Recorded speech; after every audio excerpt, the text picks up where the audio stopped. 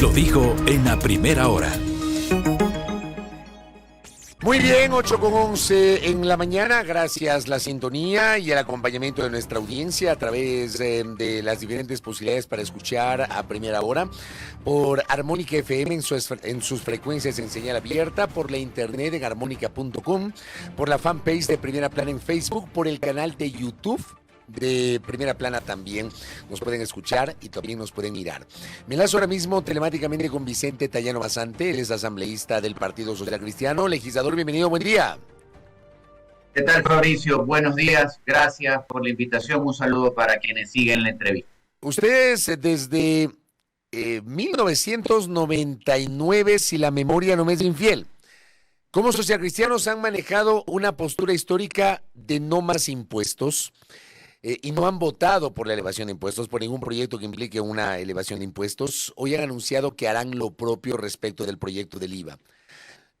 Le pregunto, inclusive si es que no se eleva al 15, sino que se negocia para que el porcentaje sea menor, o si por ejemplo se establece que no sea permanente, sino temporal el aumento del IVA, inclusive con esas consideraciones, ¿ustedes podrían mantener esa postura de oposición o podrían flexibilizar la postura del PSC? Asambleísta Tallano.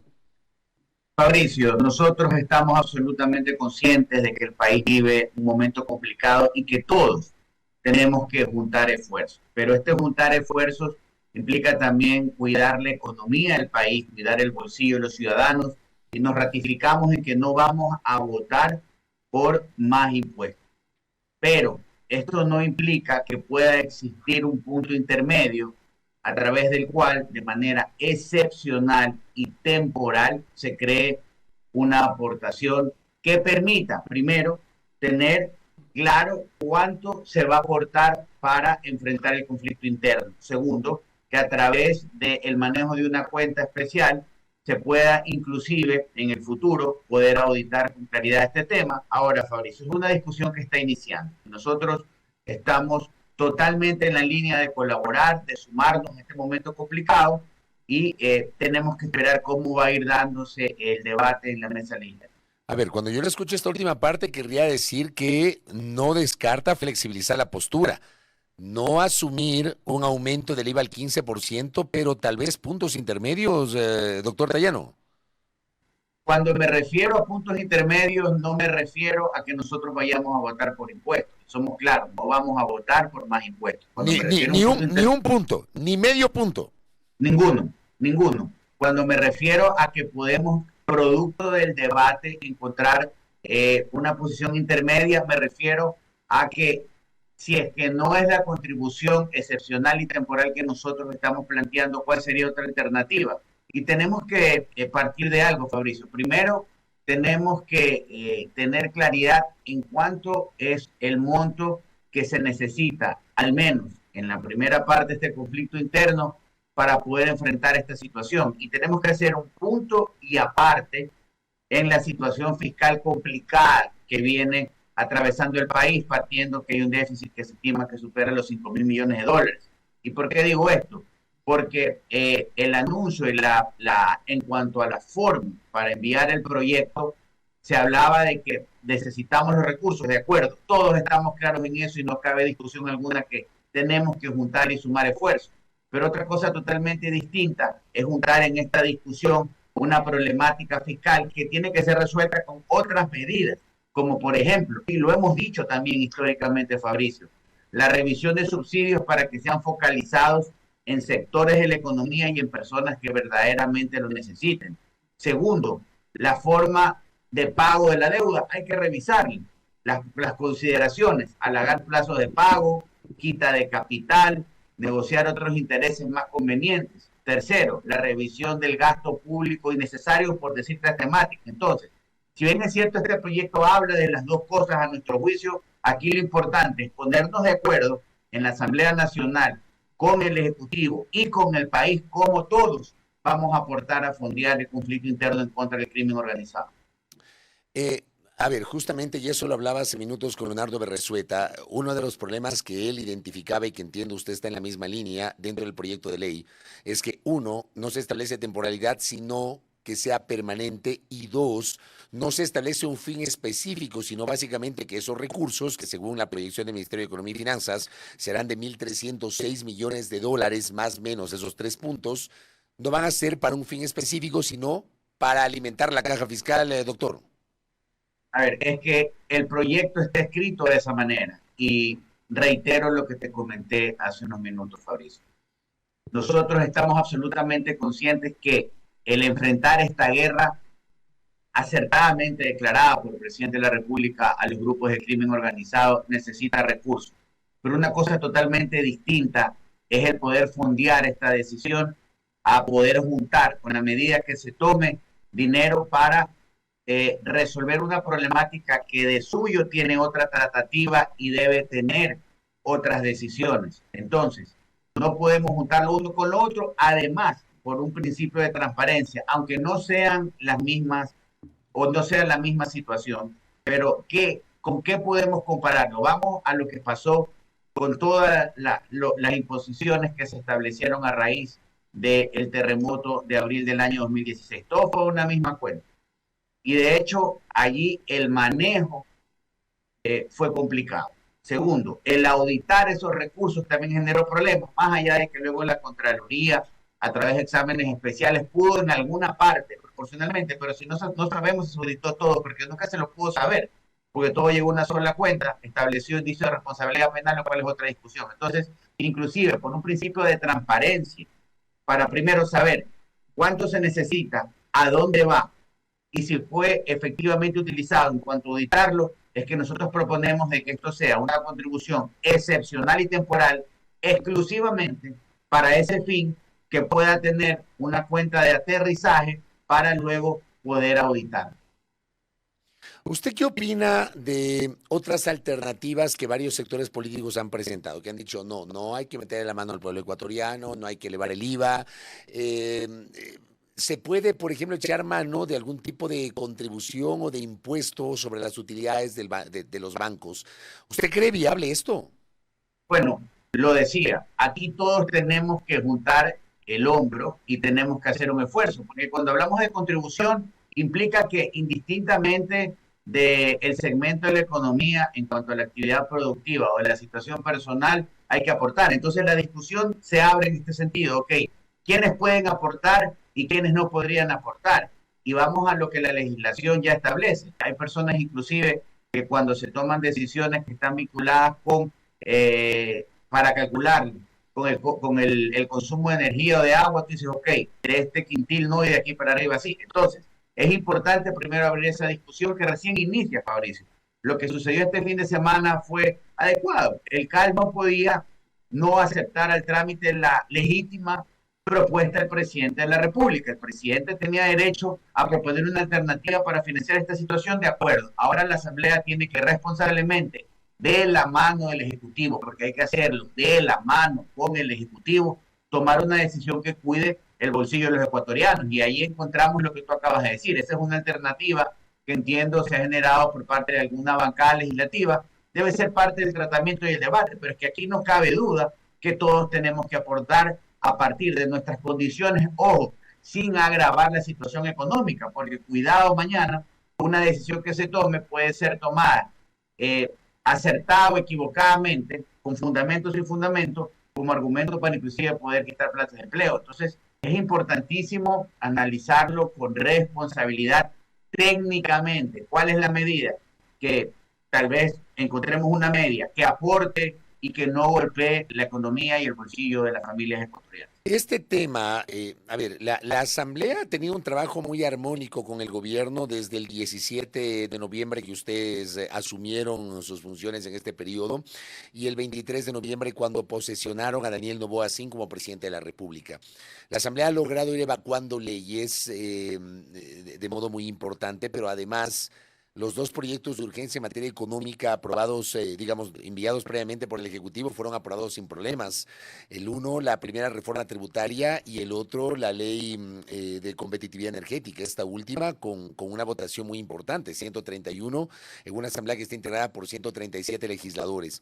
Yo le pregunto a usted si como están las cosas, esa armonía con el Ejecutivo se podría romper con este proyecto de ley, Vicente.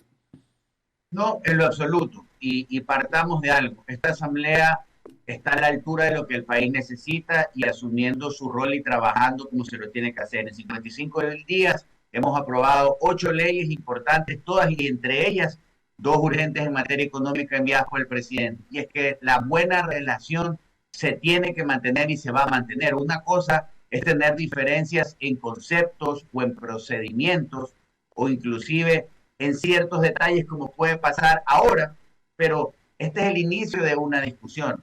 Pero aquí no hay otro camino que seguir trabajando coordinados porque el momento y el país así lo necesitan y eso se va a mantener, Fabricio. Más allá de las diferencias que vayan a existir ahora.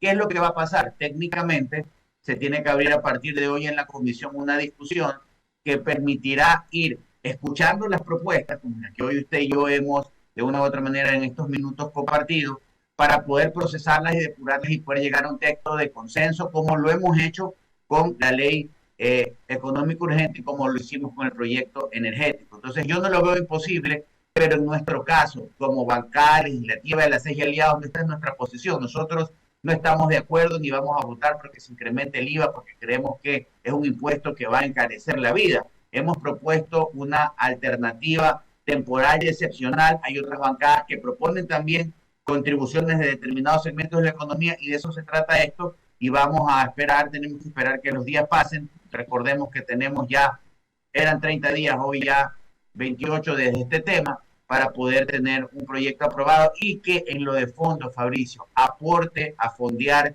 esta acertada decisión, no solo del presidente, sino del país de enfrentar con frontalidad el crimen organizado. Usted es un hombre formado en el derecho, además conoce de técnica parlamentaria, fue secretario usted de la función legislativa, si la memoria no me es infiel, en el año 2007 del Congreso Nacional. Yo le pregunto a usted si es legal lo que ayer resolvió el CAL respecto de asignar a la Comisión de Desarrollo Económico el trámite de una reforma tributaria que en su esencia le debía corresponder a la Comisión de Régimen Económico, que es la otra comisión que tiene dentro de sus atribuciones los temas tributarios. Le hago esta pregunta porque la decisión del CAL, pese a que usted no es integrante, pues usted conoce los temas parlamentarios, la decisión del CAL fue muy apretada y hubo legisladores que no estuvieron de acuerdo al punto de que su coidiario, el presidente de la Asamblea, el ingeniero Henry Cronfle Cosaya, decidió aplicar el voto dirimente para enviar a Desarrollo Económico. ¿Esto no termina siendo medio irregular jurídicamente hablando, más allá de que puede tener una explicación política, Vicente? Bueno, yo creo que es importante hacer una lectura acá del momento, no solo lo legal que es correcto y ya lo voy a comentar, sino también el contexto de lo que se está proponiendo y vamos a esto. Primero, el CAL lo que hizo fue conocer un proyecto de ley, requerir como la norma lo manda los informes de las unidades de soporte, pero finalmente el CAL es quien puede tomar una decisión.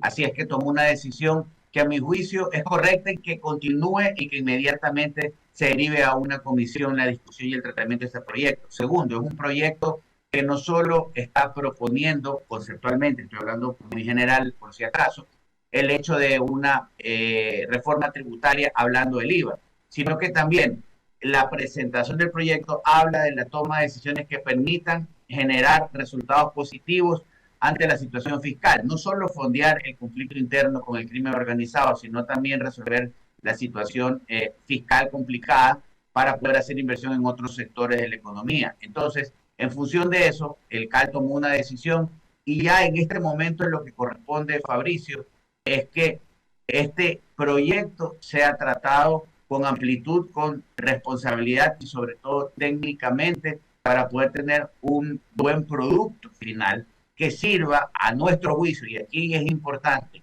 sirva para poder fondear la guerra. No es momento, a nuestro juicio, de mezclar las dos situaciones, tanto la fiscal del país, que ya la conocemos y que se están tomando decisiones en ese sentido, como esta otra que busca generar recursos de manera alternativa, de manera complementaria para esta situación grave que estamos en este momento atravesando en materia de seguridad. Justamente sobre eso le quería preguntar, ¿cómo ven ustedes las últimas decisiones adoptadas por el presidente Daniel Noboa?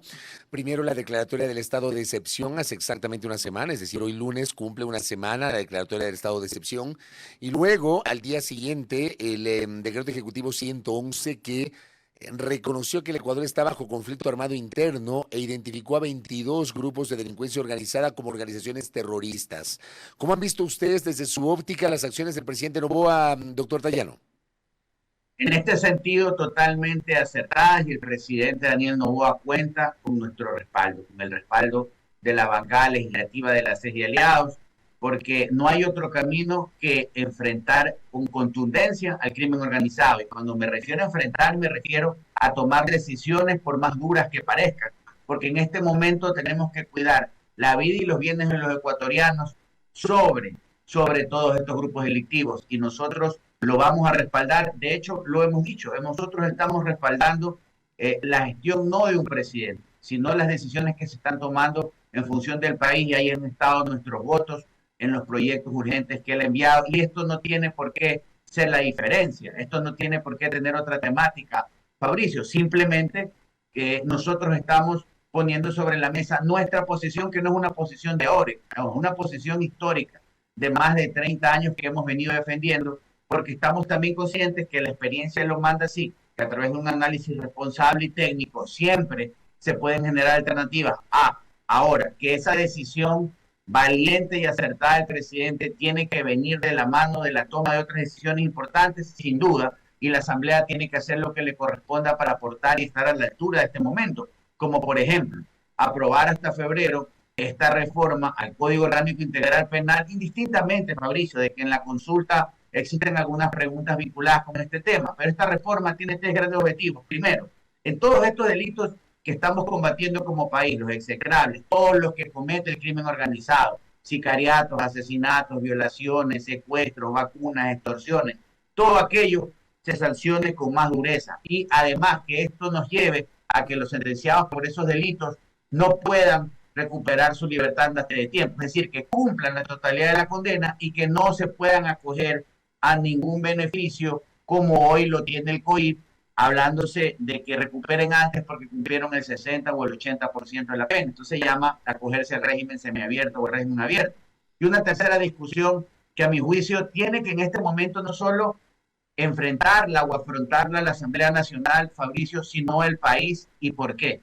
Nos duele, pero también nos indigna cómo nuestros jóvenes son reclutados para ser parte de estos grupos de delincuencia organizada y se han vuelto como una especie de mano de obra, porque dicen, ok, no pasa nada, vas a un internamiento, sales en 1 o 2 años y como una estrella o como una pala más, como si esto fuera la vida militar. Por lo tanto, tenemos que como país enfrentar esa discusión y tomar decisiones en el sentido de que se revisen penas y que si esa sanción excede el cumplimiento de la mayoría de edad, señor, usted en el correccional de menores hasta este día, faltan 4 años, directamente a los centros de rehabilitación. Pero usted no habla de la imputabilidad de los menores de 18 años. Eso no está en a la ver, idea aquí de hay un ustedes. tema, Fabricio. Hay un gran concepto en el derecho penal universal que es la inimputabilidad de los menores de edad. Y brevemente, ¿qué dice la legislación del Ecuador? Nosotros tenemos legislación para precautelar el interés superior de niños, niñas, adolescentes. En el Ecuador, usted es niño de 0 a 11 años y de 12 años hasta antes los de 18 es un adolescente. Hay normas, hay un capítulo que trata cómo sancionar a los adolescentes infractores. Entonces, ¿cuál es la propuesta? Respetando derechos y respetando la norma, que se revisen sanciones, es decir, que se agraven y sin duda alguna, mientras sean menores de edad, tienen que acogerse al régimen que la ley establece en los centros adecuados. Se abre la discusión de que tenemos que tener centros adecuados para que les cometan ese tipo de delitos puntuales. Y segundo, si la sanción excede el tiempo que el menor va a estar en el centro de privación de menores de edad, simplemente al cumplir la mayoría tiene que ser trasladado al centro de mayores de edad. O sea, yo entiendo que nosotros tenemos que respetar la ley, que tenemos que observar los tratados internacionales, pero estamos viviendo un momento excepcional en el que los menores son parte del tema y están siendo utilizados. Sí, hay problemas estructurales, Fabricio. Aquí tenemos que preocuparnos como Estado de la educación, del acceso a plazas de empleo. Hay que hacerlo paralelamente, pero desde el marco normativo, desde el marco punitivo, desde la política pública en seguridad para enfrentar al crimen organizado, esta es una discusión a la que no le podemos voltear el rostro y que la tenemos que enfrentar por más dura que sea. ¿Dónde está el desafío? En que podamos respetar toda norma internacional y ser coherentes con aquello, pero ante momentos extremos tenemos que tomar decisiones extremas y esta es una de las decisiones que tenemos que en este momento enfrentar.